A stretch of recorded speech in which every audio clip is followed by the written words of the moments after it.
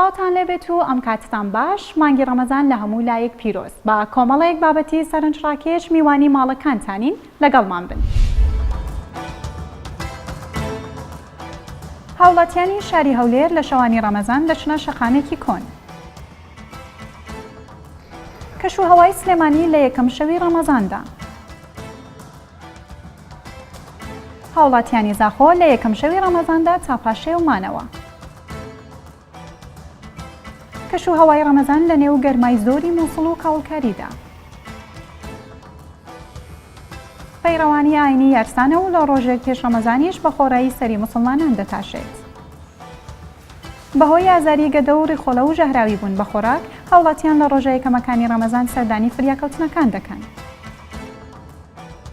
لە پاکستان بەشێک لە دەوڵەمەندەکان هەژارەکانیان بیر دەکەوێتەوە و خۆراکیان بەسەردا بەش دەکەن.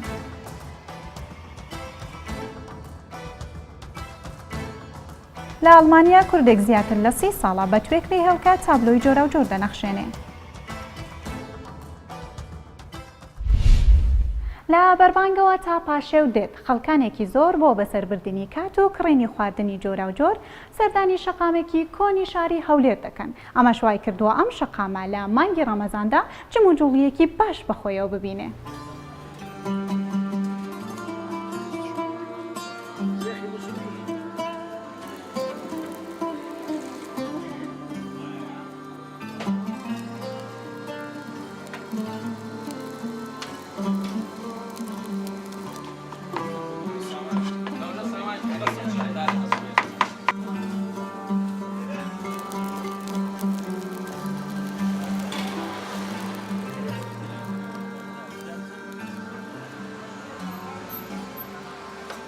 تازیل تایبەتمەندێکی خۆی هەیە ڕەمەزانان کە دەینێ ئێرکوانە هەتا دەندەجارەیە دەمینێنەوە هەتا سبەینێ پاشی لێرە دەکەن و دەچینەوە مارێ زۆر جار هەیە لەگە دۆست و برادران دەینێ ئێرکوانە دادەنیشین خواردنی باشە خواردنەشی دەخۆین خواردنی دەخۆین تکەی دەخۆین کۆتری دەخۆین تایبەتمەندێکی خۆی هەیە تازیل بەڕاستی قەدیمە و لە هەولێر یەکەم جێرە.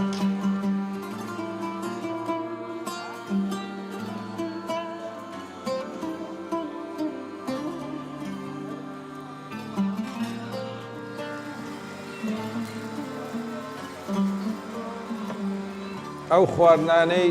کە لێرە زۆر سەرف دەبی بە زۆری ئێرە باوە بە کۆتر و گوان و فاتەڕەشێکە لە هەولێر زۆر دەرێن مەمک و فاتەڕەشە. سینگە و باڵە و گەنج زۆر دێنێرە ئێرەش زۆر کۆنترین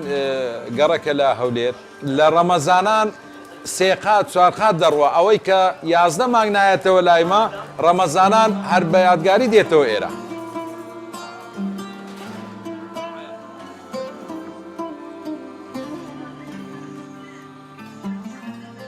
دە ڕۆژی یەکەم هەندێک سستە لێ هەندێک لاوازە دەگەینە 20مین ڕۆژی بە قووەتر دەبێتن یعنی سەرفیات و مشتری زیاتر لێمان دێت دە ڕۆژی ئاخری زۆر ئیزدیحام دەبێتن لەبەرەوەی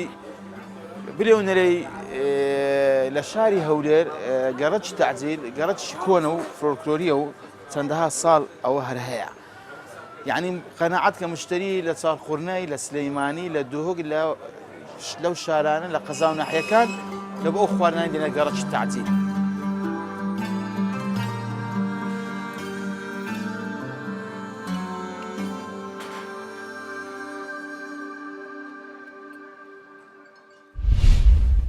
لە یەکەم شەوی ڕەمەزاندا سلێمانی بە تەواتی کەشوهەوای ڕەمەزانی پێوە بینراوە و خەڵکانێکی زۆر لە خواردنگە و بازاڕەکاندا کۆبوونەتەوە و وەکو نەریتێکی ئەم شارەش خەڵکی ڕوویان کردا مزگەوتی گەورەی سلێمانی بۆ پارشێوکردن و ئەو شوێنانەی کە تایبەتن بە دروستکردنی خواردن.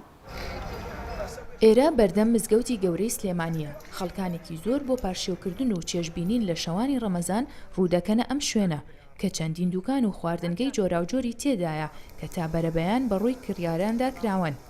هاوڵاتیان مانگی ڕەمەزان بە مانگی خێر و خۆشی ناودەبەن و پەیامیشیان بۆ فرۆشیاران هەرزانکردنی نرخی خواردنەکان و ڕەچاوکردنی پاک و خاوێنیە. ڕۆژانە سەردان بکەن و بگەڕێن بەسەر ئەوەیە کە شت گرانەکە لەسەر ئەم خەڵکە هەتا تەنانەت بنزینیش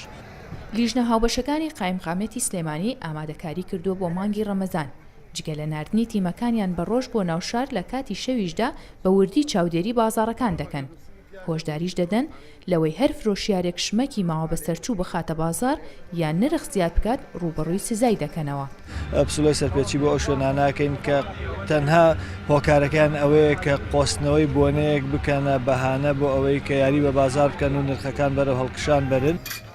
مانگی ڕەمەزان لەلایەن موسڵمانانەوە بە مانگی نوێژ و نزا و لێبوردەیی ناسراوە. هاوڵاتیانی پارێزگای سلێمانیش داوا دەکەن ئارامی و سەقامگیری لەم شارەدا بپارێزرێت لە سەرجەم سێکتەرەکاندا تا بتوانن مانگێکی پڕخۆشی بەڕێ بکەن.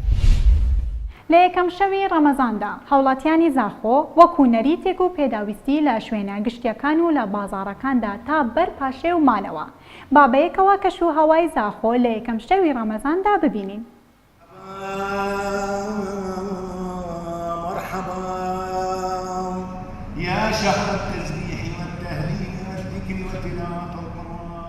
کەبارە پێشوازیکردنێ لە مەها ڕەمەزانێ مەها خێر و بەرەکەت و هاتنەخوارا قورئانێ لە سەرجەم مزگەفتên دەڤەرێ و bi kebara taybeta pêşwazîkirina meha Remezanê û encamdana terayîhan wekû cure taetekê taybetê vê mehê bi germogorî pêşwazî li meha Remezana ev sale hate kirin. ما كبارك كر بأنه خلك زاخو ظانين بأنه صبح رمضان وما نفيج أخويا عيشا كر وبشتي هنجي أمرابين تراويحيت خو ما كرنو ذكرنو زمانا بازار بشو خوارنا باشيوه لبازار و خوارنگه هانجي يكش تايبت منديم في مهيو هر جي كم شفجي افچند د بازار زاخو دا برچاو دكف ئەبروکە شەوەیەکی ڕەمەزۆنی بی مە پۆشی بە خۆش دەربەخۆر و الحەمدلله گەلک ئێمنۆهی هەیە و خۆشیە و طبعاە بە حەمیدە و لەسەری پێشمەرگی قەهرەمانە جبر ڕۆژی گرتنێ و کوتاعەتێکی تایبەتێ vê mehê ku têda musulman sih rojan bi rojî dibin û ji berman dîbûn û birsîbûna di rojê da piraniya welatiyan di vê mehê da bernameyê xwe yê şev û rojan berûva jî dikin nexasime divekirin û qestkirina bazarî û derkeftin û xwarin û dîwan û rêniştinan da. سەرەڕای هەموو ئەو کاولکاریانەی شارەکەیانی گرتەوە هەموو ئەو ڕق و تونند و تیژانەی داعش لە مووسڵ چاندی بەڵام هاوڵاتیانی ئەم شارە دڵخۆشن بە هاتنی مانگی ڕەمەزان و هیوادارن ببێتە دەستپێکێکی نوێ بۆ بنیاتنانەوەی ژیان لەم شارە. ساڵانێکی زۆر پێویستە بۆ گەڕانەوەی ژیانێکی ئاسایی بۆ هاوڵاتیانی مووسڵ کە شارەکەیان لە جەنگێکی 3 ساڵە دژ بە گروپێکی تیرۆریستی داگیر کرابوو. بەڵام لە ئێستادا لە سیمای شارەکەوە دەردەکەوێت وردە وردە قەرەباڵغی دەگەڕێتەوە بۆ ئەم شارە. میوە و سەوزە فرۆشەکان ئامادەکاریەکی باشیان کردووە بۆ پێشوازیکردن لە مانگی ڕەمەزان. هاوڵاتیەکی زۆر ڕوویان لەم بازاڕە کردووە بۆ مەبەستی خۆ ئامادەکردن بۆ مانگی ڕەمەزان. خۆشبەختانە ئەم ساڵ بارودۆخەکە زۆر باشترە لە ساڵانی پێشتر. ئێمە لە کەشێکی زۆر ئارامداین و هیچ تیرۆریستێک نابینین. من دوعا دەکەم ئاشتی لە هەموو عێراق بەرقەرار بێت. لە ڕوخساری هاوڵاتیانی شارەکە دەردەکەوێت کە هیچ ترسێکیان لە جەنگ و لە گروپی تیرۆریستی داعش نەماوە. لە کەشێکی دوور لە ترس و دڵەڕاوکێ ڕوو لە بازاڕەکان دەکەن و ڕۆژەکانی ڕەمەزانی ئەم ساڵ تێپەڕ دەکەن. مانگی ڕەمەزان مانگێکی پڕبەرەکەتە بەڵام ئەمساڵ زۆر باشترە لە ساڵەکانی سەردەمی داعش. خەڵکی هەمووی باش و دڵخۆشن و نیعمەتێکی زۆرمان هەیە ئەمساڵ. هەرچەند ڕۆژهەڵاتی مووسڵ لە مانگی ڕەمەزانی ساڵی پار ئازاد کرا بەڵام زۆرێک لە بازاڕەکان زەرەر و زیانێکی زۆریان بەرکەوتبوو و ڕوخێنرابوون. ئەوەی ئێستا جێگەی خوشحاڵیە ئەم بازاڕانە ئارام ئارام دەگەڕێنەوە بۆ باری ئاسایی خۆیان. دەلاکێک کە پەیڕەوانی ئاینی یارسانە هەموو ڕەمەزانێک یەک ڕۆژ پێشتر بە خۆڕایی سەری مسلمانان دەتاشێت و بە درێژایی ئەم مانگەش نرخی سەرتاشین کەم دەکاتەوە و هەر کەسێکیش پیر و پەکەوتە یاخود نەخۆش بێ ئەوە خۆی دەچێت بۆ ماڵیان و لەوێ سەریان بۆ دەتاشێت.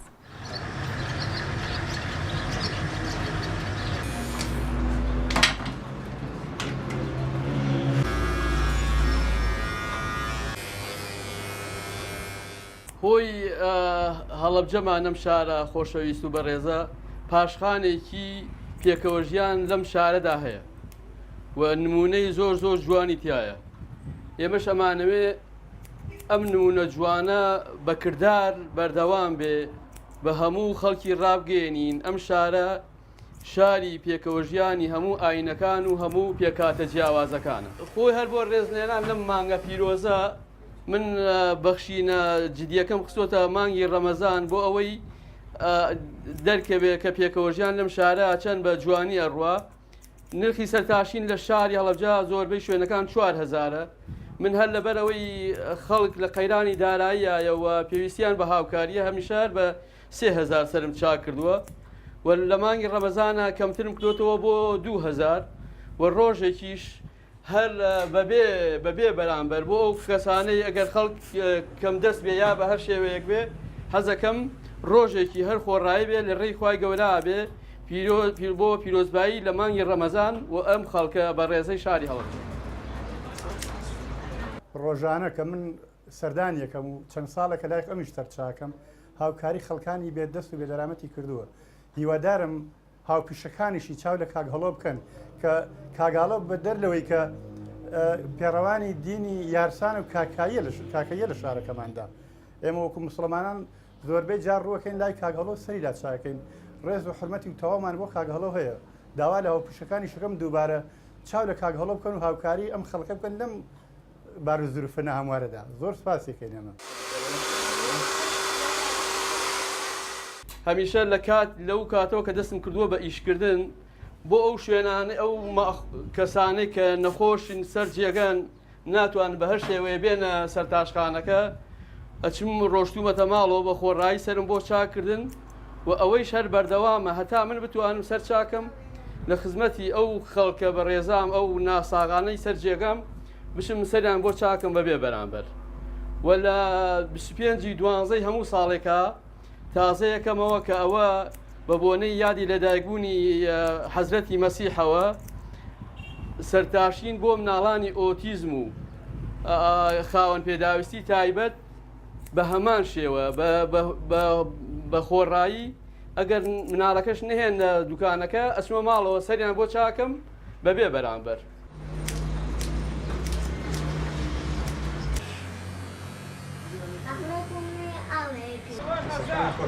ڕێزی سواس تۆشەکەم قسەکان زۆر جوان بوو پێویستمان بۆەوەی شەیە.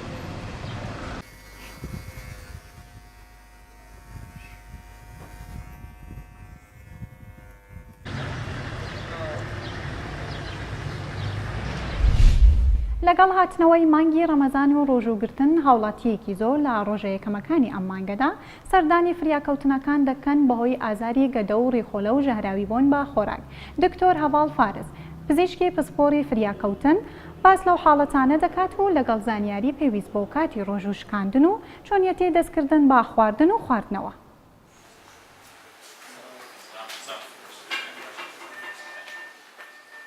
ئێمە وەکو پزیشکانی فریاکەوتن چ نەخۆشخانە فریاکەوتنەکان چ نەخۆشخانە تایبەتەکان زۆربەی ئەو حالەتانی کە ساڵانە لە مانگی ڕەمەزان دابینی بریتین لە ژەهراوی بوون بە خۆراک ئازاری توندی گەدە و دوازەگرێ و ڕێخۆڵە لە هەمان کات ئەوانەی کە پێشتر نەخۆشی گورچیلایان هەبووە جەهەت زۆرێک بێت لە نەخۆشی گورچیلا بەرد بێت هەوکردن بێت لە گورچیلا یاخود ئەوانەی سستی کاری گورچیلیان هەیە بێگومان لە مانگی ڕەمەزان ئەمە زیاتر ئەو نەخۆشانە دەبینین کە سەردانمان دەکەن لە دوای بەربانکردنەوە تا لە دوای فتارکردنەوە بۆ ئەوەی دووربی لەو حالەتانە بۆ ئەوەی ئەو کەسێک کە بە ڕۆژ دەبێت دوور بێت لەو حالەتانە و چەند ڕێنمایەکەیە کە پێویست دەکات لە مانگی ڕەمەزان جێبەجێیان بکات. بە شێوەیەکی گشتی لە مانگی ڕەمەزان هەروەک ئاشکرایە دوو ژەم خواردن هەیە بەربانگ و پاشێو زۆر پێویست دەکات ئەو دوو ژەمە بە شێوەیەکی تەندروست ڕێک بخرێ و لە کاتی بەربانگکردنەوە لەبەر ئەوەی لەش تا ڕادێکی زۆر شەکرەی دادەبەزێت و کەسەکە بێتاقەت دەبێت و لەوانەیە سەرێشە هەبێت بۆی پێویست دەکات بەربانگکردن بە 2 تا 3 دەنگ خورما یاخود قەسب بکاتەوە و لە هەمان کات ئەگەر بکرێت نیو پەرداخ ئاو بەڵام بە شەرتێک ئاو کە زۆر سارد نبێت لەگەڵ قەسبەکە دەتوانێت فتاری پێ بکاتەوە وەگەر توانی بۆ ماوەی 5 خولەک تاوەکو 10 خولەک دوای فتارکردنەوە خواردن نەخوات بەڵکو دەتوانێت بچیت نوێژ و ئەو تاعتانی کە خۆی دەوێت بیکات دواتر بگەڕێتەوە بۆ ئەوەی خواردنەکە بخوات بێگومان ئەو ماوەیە ئەو 5 دقیقە تا 10 دقیقەیە لە ڕووی فەسلەجیەوە سوودی زۆری بۆ گەدە دەبێت بۆ ئەوەی لە ڕووی فەسلەجیەوە گەدە ئامادە دەبێت بۆ ئەوەی خۆراشی زیاتر وەربگرێت و کاری خۆی باشی بکات خواردن شیرین لە کاتی بەربانگ تاوەکو بکرێت کەسی بە ڕۆژ لێ دوور بکوێتەوە زۆر سوودی دەبێت بۆی و پێویست ناکاتن بەڕاستی ئەو هەموو شیرینێکە لەسەر سفرەکان دادەنرێت جۆرەها شیرنەمەنی پاقڵا و جۆرەها خواردنەوە گازیەکان و هەروەها چەندین زۆر تووشیات دادەنرێت لە کە تیژی زۆری تێدایە ئەوانە زیانی زۆری دەبێت بۆ کەسەکە وا پێویست دەکاتن لە جیاتی ئەو هەموو خواردن و گازی و شەربەت و شیرینیانە باشترە ئاو بەکاربێتن و ئەویش بە ڕێژێکەم ئەگەر بکرێت لە کاتی خواردن نەخورێتن دواتر ئاوەکە بخورێتەوە یاخود دەتوانێت ماستا و بخواتەوە لە بەمەرجێک ماسەکە ئەگەر ماسی سروشتی بێت باشترە تەندروسترە و خواردنەوەی ئاویش لە کاتی بەربانگ تاوەکو پارشێ و پێویست دەکات ئەو کەسە لایانی کەم 8 تا 10 پەرداخ ئاو بخواتەوە بەڵام ناکرێت ئاوەکە بە ڕێژەی زۆر لەسەرێک بخواتەوە بەڵکو پێویست دەکاتن دابەشیان بکات لەو ماوەیە لە بینی بەربانگ تاوەکو پاشێ و دابەشی بکاتن بە شێوەی ڕقپێک بۆ ئەوی پاڵەپەست و لەسەرکە دروست نەکات و سوودی زۆر لە ئاوەکە ببینێت. لە مانگی ڕەمەزاندا بەشێک لە دەوڵەمەندە پاکستانیەکان وەکو کارێکی خێرخوازی لە ڕێگەی ڕێکخراوێکی خێرخوازی خۆراک بەسەر هەژارەکاندا دابەش دەکەن ئەم خۆراکانەش زیاتر لەو جۆرن کە زوو تێک ناچن و دوای چەند ڕۆژێک دەتوانن بەکار بهێنرێنەوە و بکرێنە خواردن.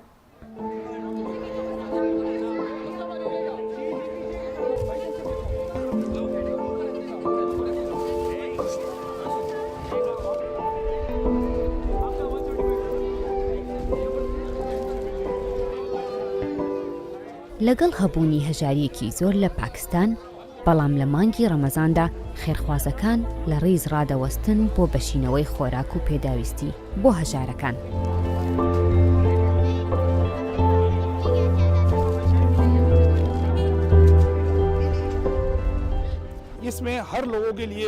هەمان بابەتی خۆراکی لەم ژەمانەدا هەیە بەبێ جیاوازی هیچ ژەمێک لەوی تر زیاتر یا کەمتری تێدا نییە هەر بۆیە جیاوازی لە نێوان کەسێک و کەسێکی تردا نییە هەمووی وەکو یەک بەشە خۆراکی خۆی وەردەگرێت.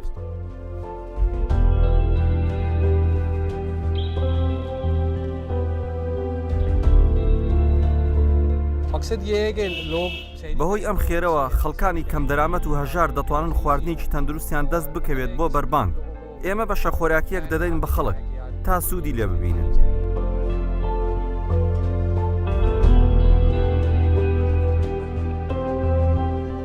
ئەمەش هەوڵدانێکە بۆ ئەوەی هەموو مرۆڤەکان لەم مانگەدا دڵخۆش بن و خوانی ماڵەکانیان ڕازاوە بێت.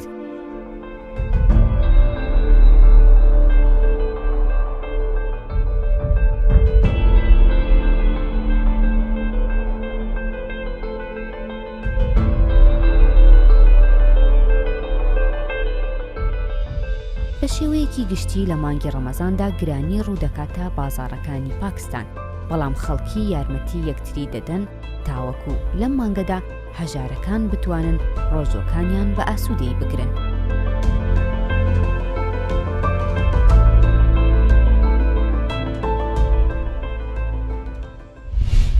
لە ئەڵمانیا کوردێک زیاتر لە 30 ساڵە بە توێکلی هێڵکە تابلۆی جۆراوجۆر دەنەخشێنێ و ئەگەر چی وەک خۆشی دەڵێت تا ئێستا پێشنیاری نرخی زۆریان داوەتێ بۆ فرۆشتنی ئەم تابلۆیانە بەڵام ئەو پێشنیارەکانی ڕەت کردوتەوە. بابەیەکەوە ئەم کوردە لە نێو ژیانی خۆی و هونەر و هێلکەتە ببینین.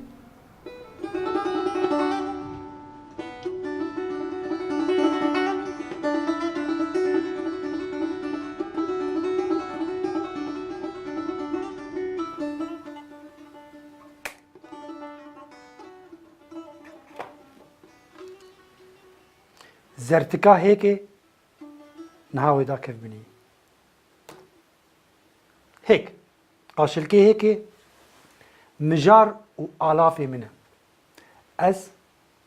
ناوێ me yê hunerî mîrê hêkan e ev nav camêrekî bi nav û deng Celîlê Celîl li min kir û ji wê rojê heta niha min ra hişt navê mîrê hêkan xebata min ser qaşilkê hêkê ye hêk ji min re bingeha hunera min e hêk bixwe nîşana jiyanê ye ez ji vê hêkê derketime tu hûn hûn hemû ji hêka derketime hêk rengê me ye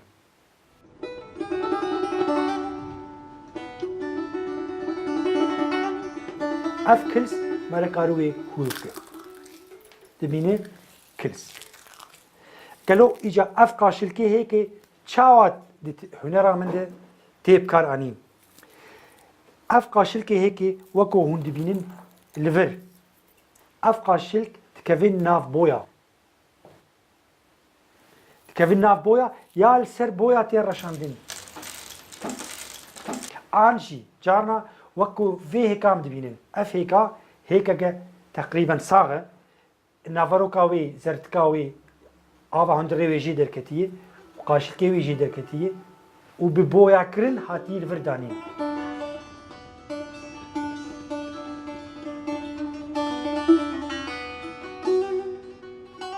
bandora kurdewariya min di navaroka tabloyê min de tê diyar kirin ez wek mirovekî wek zarokekî kurd tu bêjî nebêje bandora kurdewariyê li ser me hatiye mohr kirin ev tablo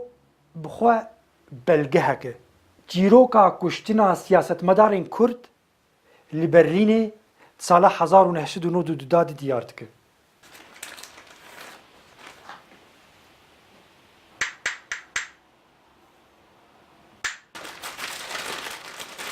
navê vê tabloyê diranên me em wek mirov diranên me hene em temaşa bikin 1 2 3 4 5 6 7 7 dev 7 diran 7 destarên mirovan û devvekirîne yên heştan 7 hêkê wan bi darê zorê ji wan distîne û ev mirovên niha birçî û ev ê zordest ew jî demek wan heye ew bivin xwelî û arî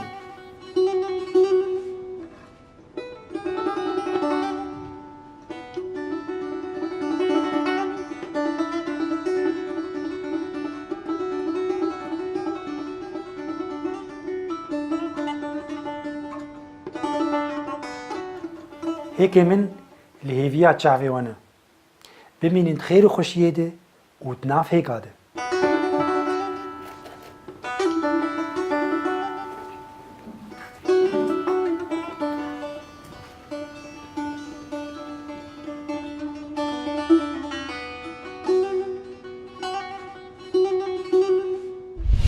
بابەتەکانی ئەمڕۆی ئێوارە 24 پێشکەشکرا تا ئێوارەیەکی تر خواتان لەگەڵ